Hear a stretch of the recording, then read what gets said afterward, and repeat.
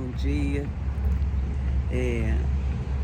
Já há umas 2 semanas que eu estou lendo o livro de Jeremias, né? Chegou a vez dele, que eu gosto de ler livro por livro. E eu fiquei pensando no texto quando eu li, como que retrata bem aquilo que a gente vivencia nessas épocas em que estamos vivendo atualmente, né?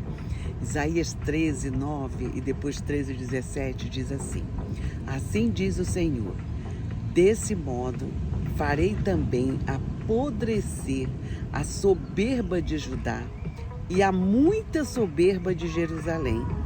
Mas se isto não ouvirdes, a minha alma chorará em segredo.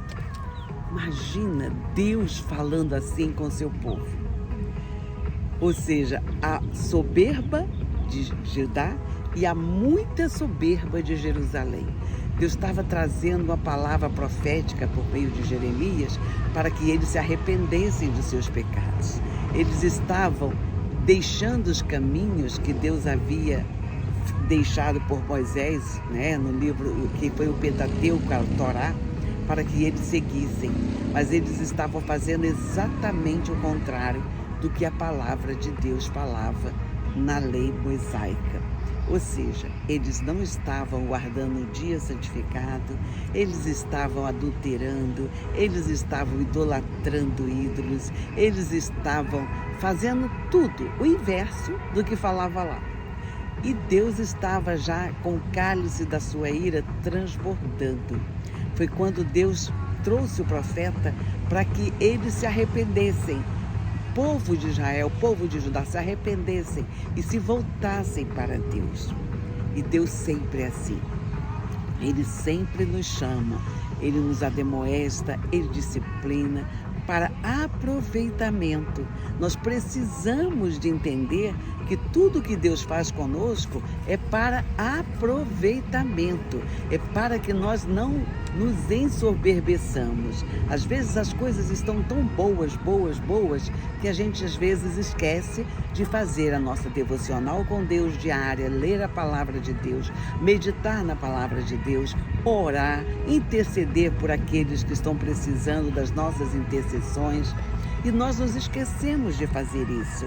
Mas no dia da provação, no dia da tribulação, no dia das tempestades da vida, aí a gente corre para o Senhor. O povo de Israel era assim, já tinha acostumado a fazer isso. Quando eles estavam no meio da fornalha, no meio da prova, é que eles procuravam ao Senhor. Mas nesse tempo em que Isaías e Jeremias está falando aqui, ele estava já trazendo a mensagem de Deus há muito tempo. E o povo não estava ouvindo, o povo não queria ouvir. Eles não queriam, eles queriam continuar com seus prazeres, eles queriam continuar desobedecendo a Deus e não buscavam ao Senhor.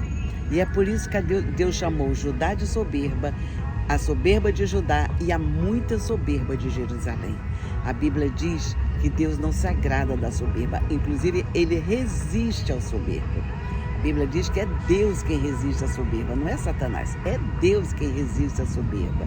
E a Bíblia também diz que o saber ensoberbece, mas o amor edifica. E é interessante a gente lembrar que tudo que nós temos vem de Deus. Tudo vem dele, por ele e para ele. Nós nada temos, tudo que nós temos é porque Deus é quem nos dá. Eu estou com saúde, é Deus é quem nos dá, que me dá. Eu estou precisando de alguma coisa, eu corro para os braços do Pai, coloco diante dele. Eu agradeço pelo trabalho, pela vida, por estar respirando. Agradeço pela família, agradeço pela minha nação, pelos países do mundo, por aqueles que estão sofrendo. Nós temos que estar em constante intercessão por aqueles que precisam das nossas orações e a começar por nós. Nós temos que quebrantar o nosso coração, porque a Bíblia diz que há um coração compungido e contrito, a esse Deus não despreza. Será que o nosso coração está compungido diante de Deus? Está contrito diante da força, da grandeza e do amor dele?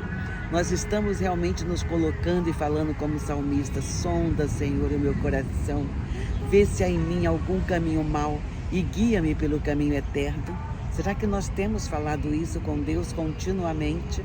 Porque a Bíblia diz que Deus falou assim, olha, mas se não me ouvirdes, a minha alma chorará em segredo. Gente, esse texto derrete o meu coração, inclusive, imagino de Deus, a minha alma chorará em segredo. Imagina Deus chorando em segredo por causa da soberba e muita soberba do seu povo.